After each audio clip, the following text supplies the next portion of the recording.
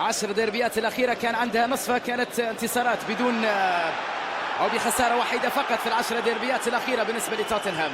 بصراحة توتنهام منذ أن جابوا تشيتينو كثير من الأشياء تغيرت في أداء الفريق، في شخصية الفريق، وأيضا في تركيبته الفنية. الأداء الجماعي العالي جدا دون الاعتماد على اسم واحد. كرة تعود مرة أخرى بين الهجمة من جانب داير، لمسة من إريكسون خطيرة لليمين، كرة لهاري كين، مر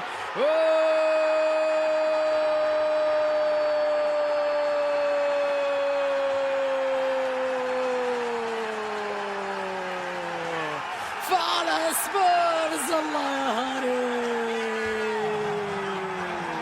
هاري كين مرة أخرى يجدد علاقته بشباك تشيلسي. شوف اللمسة، الأداء الجماعي، إريكسون ولاميلا، لمسة زيدانية غير عادية.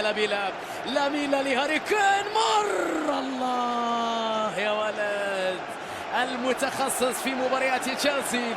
الكرة الرائعة من توتنهام، النهاية أجمل من هاري كين. ليس مجرد مهاجم عادي بصراحة في البريمير ليج، هاري أداء غير عادي في هذا الموسم. مرور جميل أمام بيكوفيتش. توتنهام حقيقة وليس توهام، واللقب لا زال في الانتظار، والأمل لا زال كبير، والحلم ربما يقترب أكثر. سبيرز يسجل هدف يجعل الأمور أقل ضغوطات على لاعبيه بالتأكيد وعلى مدرب بوتشيتينو في الوقت اللي تشيلسي سيبحث بعد ذلك عن نفسه. إريك كايل ووكر بعيدة، كرة أقرب لجاري كيهل. بيكوفيتش كل يعلم أنه تشيلسي خلص أموره في الموسم القادم، سيكون مدرب هو كونتي. ممتازة المحاولة خطيرة من جانب إريكسون، تمريرة لهيونغمين والثاني.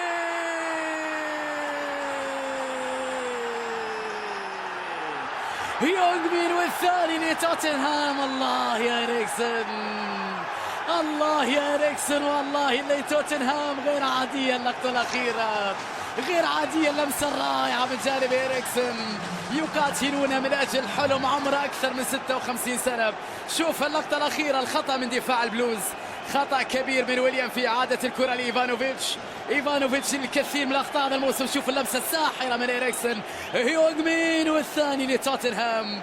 2-0 لتوتنهام في شوط أول، نعم في ملعب ستانفورد بريدج، من أجل تأكيد حقيقة واحدة، أن توتنهام لم يستسلم وأنه سيقاتل على اللقب حتى آخر لحظة من الموسم.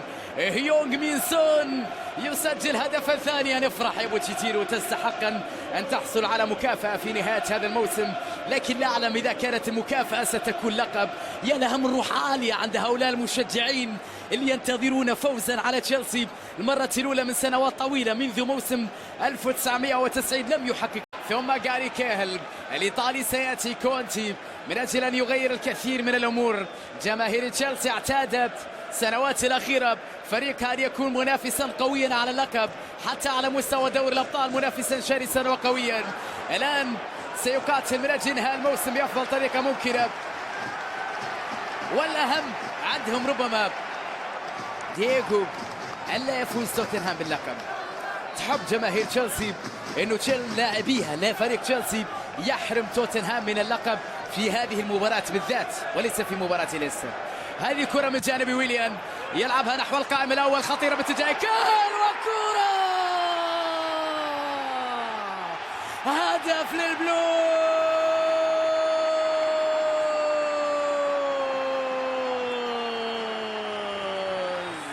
عودة لأزرق لندن.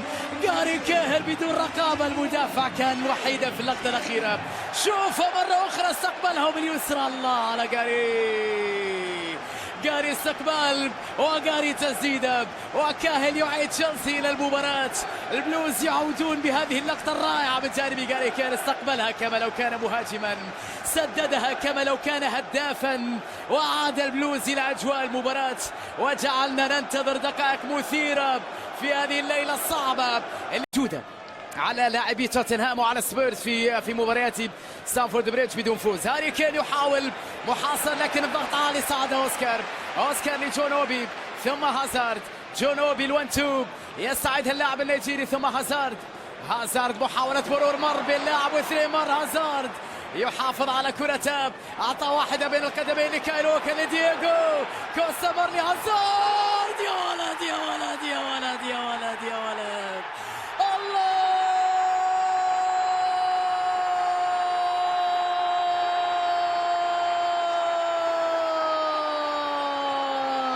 ما أروعك، الله ما أروعك، ذهب يبقى ذهب يا حبيبي، غير عادي يا هازارد،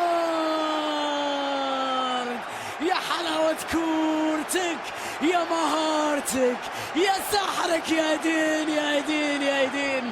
شوفها بين أكثر من لاعب واثنين وثلاثة. هازارد من منتصف الملعب عدى هنا، مر من هنا، وتمريرة هنا، وتحرك هنا، ولمسة ساحرة، وضربة رائعة، وسحر كروي، وأجمل لقطة، وأجمل هدف، وأجمل هازارد، وأجمل 90، وأجمل تشيلسي، وروعة، بل منتهى الروعة، وقسوة زمن، وخيبة أمل، وطبعا تأثر كبير في آخر لحظة وقبل نهاية الليلة ب7